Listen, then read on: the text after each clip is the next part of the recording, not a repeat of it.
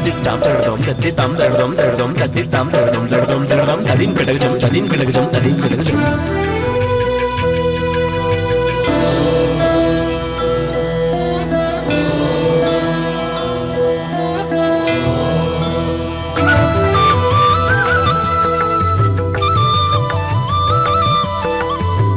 శ్రీరంగని గాథల మధురం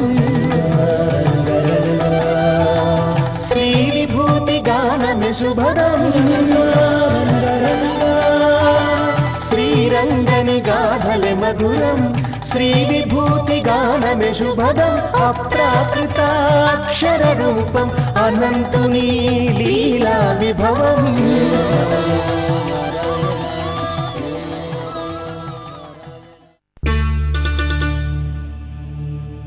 తిరుప్పుళింగుడి.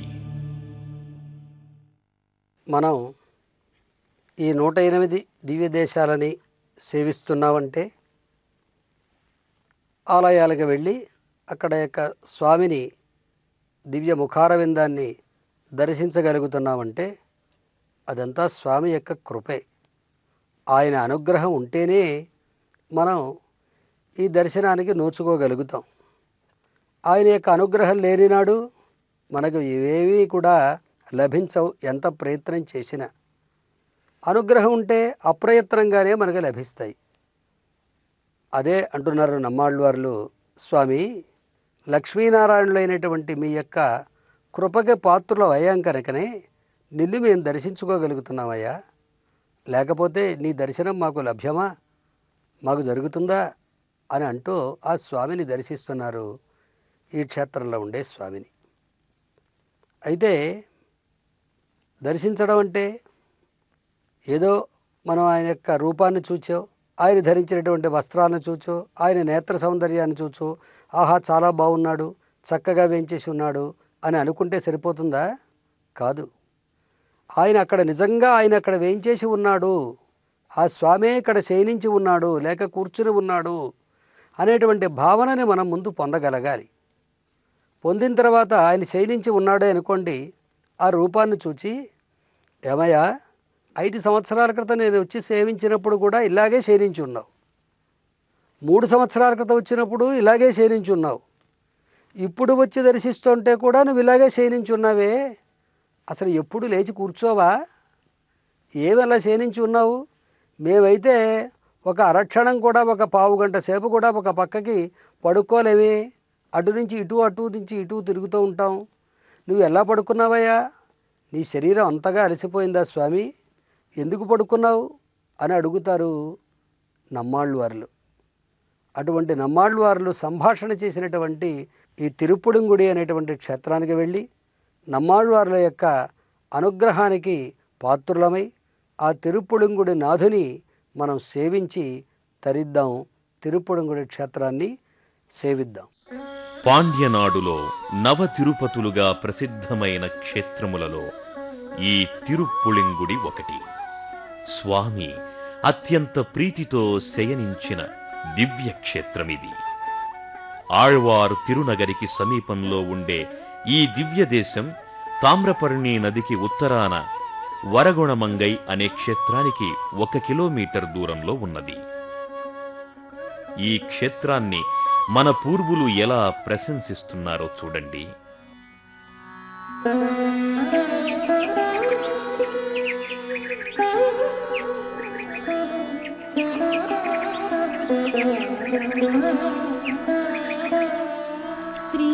శ్రీమత్కాసిన వేదనాహ్వయ విభో తీర్థాంచితే నిర్వృతే ప్రాచీవిత్రయుతః పుళింగుడిపురే భోగీంద్ర భోగేశయః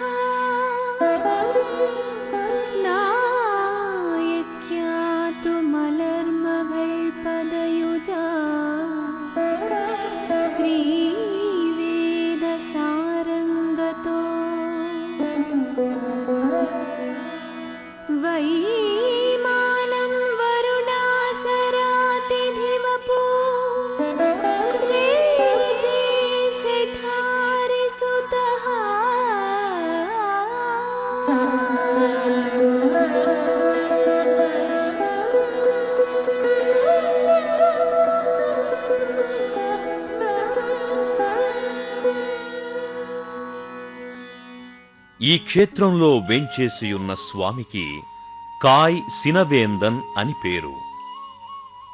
అమ్మవారు పుళింగుడివల్లి.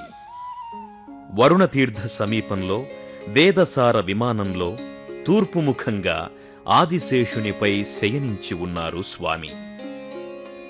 ఒకానొకప్పుడు శ్రీమన్నారాయణుడు, లక్ష్మీదేవి గరుడ వాహనారూఢులై లోక సంచారం చేస్తూ తామ్రపర్ణి నదీ తీరానికి వచ్చారట.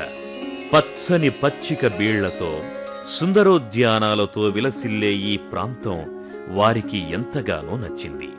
అందుకని వారు ఇక్కడే విహరిస్తూ ఆనందిస్తూ కాలం గడుపసాగారు. ఇది చూసిన భూమిదేవికి అసూయ పుట్టుకు వచ్చింది. నేను కూడా శ్రీహరికి భార్యనే కదా, నన్ను విడచి ఒక్క శ్రీదేవితోనే విహరిస్తున్నాడే ఈయన అని కోపగించి పాతాళానికి వెళ్ళిపోయింది.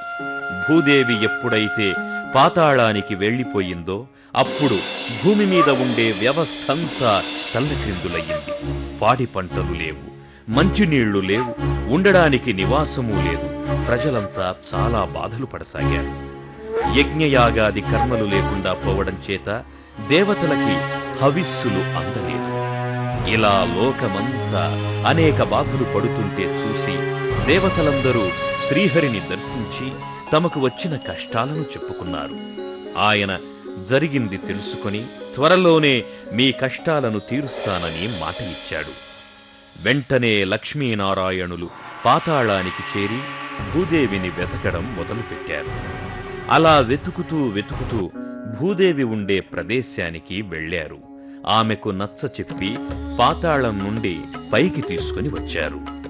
ఆ తరువాత స్వామి శ్రీదేవి భూదేవులతో ఈ క్షేత్రంలో నిత్య నివాసం ఏర్పరుచుకున్నారు. ఇలా భూమిని ఉద్ధరించడం చేత ఈ స్వామికి భూమిపాలన్ అని పేరు వచ్చింది. భూమిపాలన్ అన్నదాన్ని తమిళంలో కాయ్ సినవేందన్ అని అంటారు. నమ్మాళ్వార్లు ఈ పేరుతోనే స్వామిని పిలుస్తారు. ఒకానొకప్పుడు ఇంద్రుడు తన భార్య శచీదేవితో కలిసి హిమవత్ పర్వతంపై విహరిస్తున్నాడు. అలా విహరించే సమయంలోనే అక్కడ 2 లేళ్లు కూడా విహరిస్తున్నాయి. వాస్తవానికి అవి నిజమైన లేళ్లు కాదు. ఒక ఋషి దంపతులు లేడి రూపాలను ధరించి అక్కడ తిరుగుతూ ఆనందిస్తున్నారు. ఇది తెలియని ఇంద్రుడు తన కంటపడిన లేడిని వజ్రాయుధంతో కొడతాడు. ఇంకేముంది, మునిని చంపిన కారణంగా ఇంద్రునికి బ్రహ్మహత్యా దోషం అంటుకుంది. దాంతో అతడు పిచ్చివాడైపోయాడు. ఇది చూసిన దేవతలు తమ నాయకుడికి పట్టిన గతికి చింతించి ఎలాగైనా బ్రహ్మహత్యా దోషాన్ని పోగొట్టాలని ఆ విషయం దేవగురువైన బృహస్పతికి చెప్పారు. బృహస్పతి బాగా ఆలోచించి తామ్రపర్ణి నదీ తీరంలో ఉండే తిరుప్పుళింగుడి క్షేత్రానికి వెళ్లి అక్కడ ఉన్న పుష్కరిణిలో స్నానం చేసి స్వామిని సేవిస్తే బ్రహ్మహత్యా దోషం పోతుందని చెప్పాడు. వెంటనే దేవతలు ఇంద్రుణ్ణి ఈ క్షేత్రానికి తీసుకువచ్చారు. ఇంద్రుడు ఇక్కడ ఉండే పుష్కరిణిలో స్నానం చేసి పెరుమాళ్లను ప్రార్థించాడు. స్వామి ప్రసన్నుడై ఇంద్రుని బ్రహ్మహత్యా దోషాన్ని పోగొట్టాడు. ఇలా శాపవిముక్తుడైన ఇంద్రుడు ఈ క్షేత్రంలో యజ్ఞం చేయాలని సంకల్పించాడు. అతడు యజ్ఞం ప్రారంభించగానే ఒక రాక్షసుడు వచ్చి ధ్వంసం చేయసాగాడు. యజ్ఞదీక్షలో ఉన్న కారణంగా ఇంద్రుడు రాక్షసుణ్ణి చంపే పని చేయలేకపోయాడు. దాంతో ఇంద్రుడు పెరుమాళ్లను ప్రార్థించాడు. పెరుమాళ్లు ఆ రాక్షసుణ్ణి తలనరికి చంపేశారు. ఇంతలో దేవలోకం నుంచి ఒక దివ్య విమానం వచ్చింది. చనిపోయిన రాక్షసుడి శరీరం నుంచి ఒక దివ్య జ్యోతి వచ్చి ఆ విమానంలో కూర్చొని దేవలోకానికి ప్రయాణమయ్యింది. ఇది చూసి అందరూ ఆశ్చర్యపడుతుంటే ఆ రాక్షసుడు తన పూర్వజన్మ గాథను ఇలా చెప్పసాగాడు. ఇంద్ర, పూర్వజన్మలో నేను యజ్ఞశర్మ అనే గృహస్థ బ్రాహ్మణుడను. వశిష్ఠుని కుమారుల సహాయంతో ఒక యజ్ఞాన్ని చేశాను. కాని వారికి ఇవ్వవలసిన దక్షిణను ఇవ్వలేదు. దానికి నా లోభగుణమే కారణం. దక్షిణ సరిగా ఇవ్వని కారణంగా నేను చేసిన యజ్ఞం మంచి ఫలితాన్ని ఇవ్వలేదు. అంతేకాదు, యజ్ఞం చేయించిన వశిష్ఠ పుత్రులు యజ్ఞం చేయించుకొని సరైన దక్షిణ ఇవ్వకుండా మమ్మల్ని వంచావు గనుక నువ్వు రాక్షసుడవైపో అని శపించారు. అలా శపించేటప్పటికీ నేను చాలా భయపడ్డాను. అసలే చేసిన యజ్ఞం సత్ఫలితాన్ని ఇవ్వలేదు. అంతేకాకుండా ఈ శాపం ఒకటి, ఇదంతా నా లోభగుణం వల్ల వచ్చింది కదా అని చింతించి వశిష్ఠపుత్రుల పాదాలపై పడ్డాను. వారు నా మీద జాలిపడి శాప విమోచనాన్ని ఇలా చెప్పారు: యజ్ఞశర్మ, ఇకనైనా నీ లోభగుణాన్ని విడిచిపెట్టు.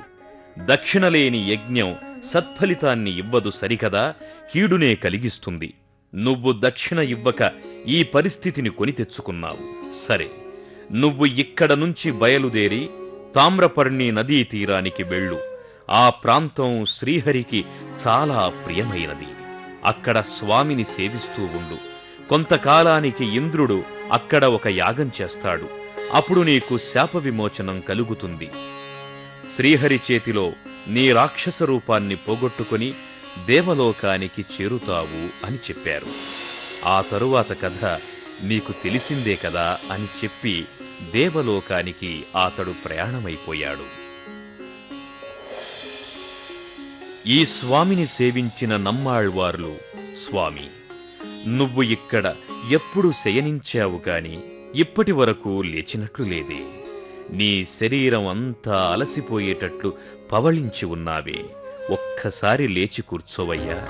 మా ఈ సంసారులందరూ నీ పాదాలపై పడి నిన్ను స్తోత్రం చేస్తారు అంటూ ప్రార్థిస్తారు. ఇలాంటివే ఎన్నో ఐతిహ్యాలు ఉన్నాయి.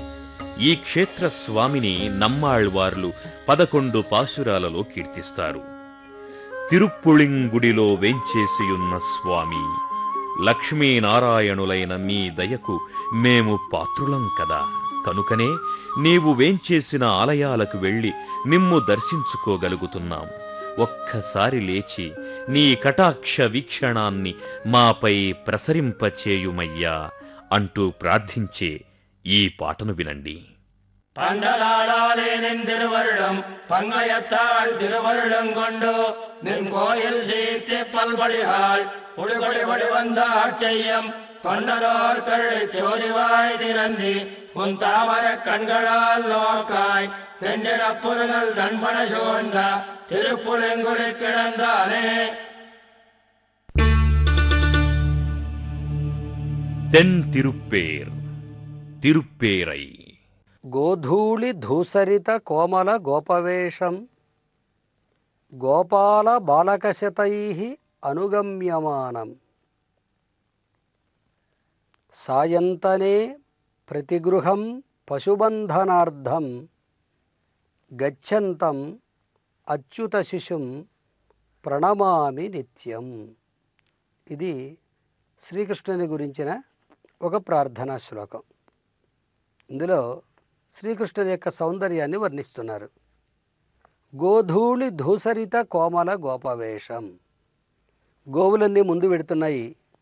వాటి గిట్టలతోటి ధూళంతా కూడా రేగి పైకి ఆకాశానికి భూమికి మధ్యనంతా కూడా వ్యాపించింది. ఆ వెనకనే పెడుతున్నాడు స్వామి. అసలే నల్లగా ఉన్నాడు. ఆ పైన తిన్న వెన్నంతా కూడా ఆ చేతులు ఎక్కడ కడుక్కోవాలో ఏం చేయాలో తెలియక ఒంటికంతా రాసేసుకున్నాడు. ఈ ధూళంతా కూడా ఆయన మీద పడింది.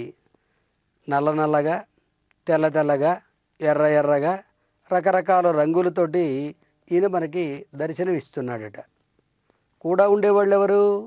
కుడి ఎడమ అంటే ఏమిటో తెలియనటువంటి గోపాలురు. కృష్ణుని యందు ప్రేమ తప్ప వారికి ఇంక ఏ విషయము పట్టవు, వారికి తెలియవు. అటువంటి గోపాల బాలక శతై, ఒకళ్ళు ఇద్దరు కాదు, కొన్ని వందల మంది ఆ గొల్ల పిల్లలు.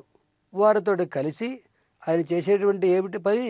తన్నేరాయరం పెళ్ళహడోడు తళర్ నడయిట్ట వడువాన్ అని అంటారు పెరియాళ్వార్లు. తన 7 పిల్లలు అందరితోటి చేరి ఆ ఊరినంతా ఒక కొలిక్కి తీసుకొచ్చేసేవాడట. అంతా అల్లరి చేసేవాడు. కనుక కృష్ణుడికి అల్లరి చేసే పిల్లలంటే చాలా ఇష్టంట. ఈ ఊరిలో ఉండేటువంటి స్వామికి కూడా, ఈ తెంతిరుప్పేరులో వెంచేసి ఉండేటువంటి స్వామికి కూడా పిల్లల అల్లరి చాలా ఇష్టమైనదిట.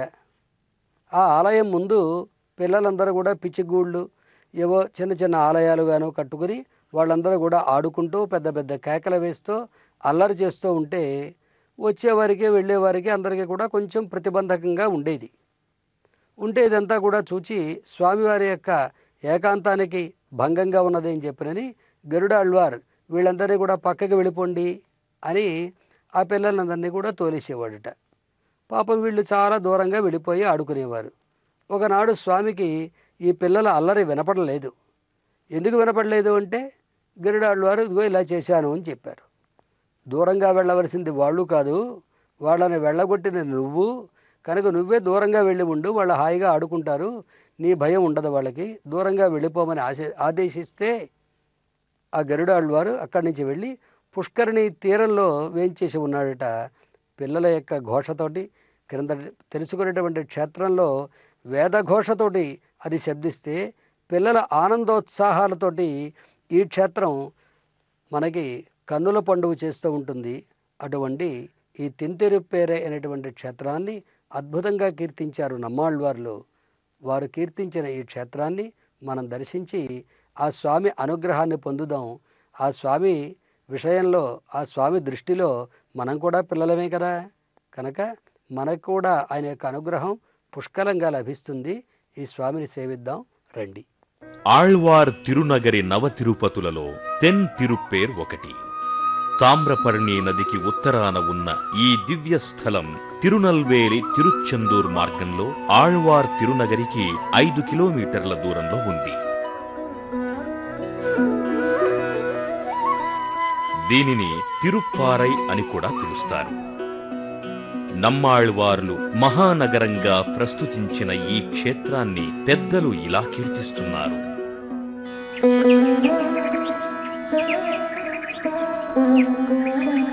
శ్రీతిరుపేరపురేతు శుక్ర సరస్సురమ్యే సురదిముఖాసనః శ్రీమత్కుళైకోదలతాధినాథో విరించినే సానగ విప్రసేవితః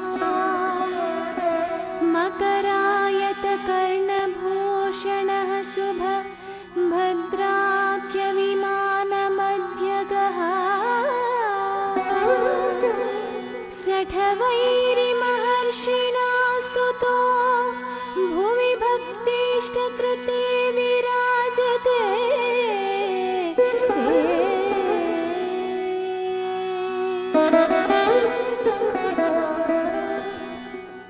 ఈ తెన్ తిరుప్పేరై క్షేత్రంలో వేంచేసియుండే స్వామికి మకరనెడుం కొళక్కాదన్ అని పేరు. అంటే అందమైన మకర కుండలాలను ధరించిన వాడని అర్థం. ముగిల్ వಣ್ಣన్ అంటే మేఘవర్ణుడు అని కూడా పేరు. అమ్మవారు కొళైక్కాదవల్లి. తామ్రపర్ణి తీరంలో భద్ర అనే విమానంలో సుఖాసీనుడై భక్తులకు దర్శనమిచ్చే ఈ స్వామి పూర్వం శుక్రునికి, బ్రహ్మకు, పరమశివునకు, ఒకానొక బ్రాహ్మణునకు ప్రత్యక్షమైనాడు. ఒకప్పుడు వరుణుడు ఒక రాక్షసునితో యుద్ధం చేయవలసి వచ్చింది. ఆ యుద్ధంలో విజయం సాధించడం కోసం వరుణుడు ఒక యజ్ఞాన్ని తలపెట్టాడు. కాని అప్పటికే వరుణుడు తన గురువు మీద అసంతృప్తితో ఉన్నాడేమో. ఆయనను కాకుండా తక్కిన మునులను పిలిచి యజ్ఞం చెయ్యడం ప్రారంభించాడు. తన శిష్యుడై ఉండి తనను పిలువకుండా యజ్ఞం చేయడంతో గురువుగారికి చాలా కోపం వచ్చింది. వెంటనే వరుణుడి చేతిలో ఆయుధంగా ఉండే పాశం నాశనమైపోతుందని శపించాడు. ఇంకేముంది, పాశం కాస్త మాయమైపోయింది. అసలే యుద్ధం ముంచుకొచ్చిందని విజయం కోసం యజ్ఞం చేయడం ప్రారంభిస్తే కొత్త ఆయుధాలు రాకపోవడం సరికదా, ఉన్న ఆయుధం కూడా పోయింది. ఇది చూసేటప్పటికి వరుణుడి భార్యకు చాలా ఆవేదన కలిగింది. తన భర్త చేసిన అపచారానికి బాధపడి గురువుగారి పాదాల మీద పడింది. వరుణుడు కూడా తన తప్పు తెలుసుకుని గురువుగారిని క్షమాపణ వేడుకున్నాడు. ఆచార్యుడు దయాస్వరూపుడు కదా, శిష్యుడి తప్పును క్షమించి శాప విమోచనం చెప్పాడు. తామ్రపర్ణి నదికి ఉత్తరాన ఉండే తెన్ తిరుప్పేరై అనే క్షేత్రానికి వెళ్ళి అక్కడ స్వామిని సేవించు. ఆయన దయతో పోయిన పాశాన్ని తిరిగి సంపాదించుకుంటావు అని చెప్పాడు. వరుణుడు గురువుగారు చెప్పినట్లే తెన్ తిరుప్పేరై వచ్చి ఇక్కడ ఉండే సరస్సులో స్నానం చేసి స్వామివారిని అర్చిస్తూ ఉండేవాడు. ఇలా ఉండగా ఆనాడు ఫాల్గుణ పూర్ణిమ ఉత్తరా నక్షత్రం. అది లక్ష్మీ అమ్మవారి జన్మదినం. నాడు వరుణుడు తామ్రపర్ణి నదీ జలంతో స్వామివారిని అభిషేకం చేశాడు. స్వామివారు చాలా సంతోషించి అభిషేక జలాన్ని వరుణుడి చేతిలో కొద్దిగా పోసి దాన్ని చేతి విరేళ్ల మీదుగా ధారగా వదలమన్నారు. వరుణుడు ఆ జలాన్ని అలాగే ధారగా వదిలాడు. ఆ ధార పాశం అనే ఆయుధంగా మారింది. వరుణుని కోరిక తీరింది. అతడు స్వామిని ప్రస్తుతించి తన లోకానికి వెళ్ళిపోయాడు. భగవానుడు ప్రసాదించిన శక్తితో రాక్షసుణ్ణి సంహరించి తన వైభవాన్ని కాపాడుకున్నాడు. ఈనాటికి ప్రతి సంవత్సరం మీనమాసంలో పూర్ణిమ నాడు వరుణుడు స్వామివారికి అభిషేకం జరిపిస్తాడని భక్తుల విశ్వాసం. సాధారణంగా విష్ణు ఆలయాలలో గరుడాళ్వార్ ఆలయం స్వామి ఆలయానికి ఎదురుగా ఉంటుంది. ఇక్కడ అలా కాకుండా గరుడుని ఆలయం నది ఒడ్డున ఉంది. నమ్మాళ్వార్లు ఈ స్వామిని 11 పాశురాల్లో కీర్తిస్తారు. తిరువాయిమొళి అనే గ్రంథంలో స్వామివారి అందాన్ని ప్రస్తుతిస్తూ అంటారు కదా, ఆహా ఏమి దొండపండు వంటి ఆ ఆధరము, ఏమి ప్రకాశవంతమైన ఆ కిరీటము, శంఖము చక్రము తామరల వంటి విశాలమైన నేత్రములు, నేడు రేపు అనేదే లేకుండా ప్రతిదినం జరిగే ఆ ఉత్సవ సంరంభం ఇవన్నీ నా మనస్సును లాగేస్తున్నాయి అని అంటూ ఈ క్షేత్ర వైభవాన్ని అద్భుతంగా చెబుతారు. ఆ పాశురం వినండి. செங்கனிவாயம் திறத்ததாயம் செஞ்சொடர் நீன் முடித்தாண்டதாயம் செங்கொடு சக்கரம் கண்டு கந்தம் தாமர கண்கள கத்துத்தீர்ந்தம் திங்களன் நாளும் விழாவராத தன் திருப்பேரையில் வீற்றிருந்த நங்கள் பிரானுக்கு நெஞ்சந்தோடி நாடும் நிறையும் இழந்ததுவே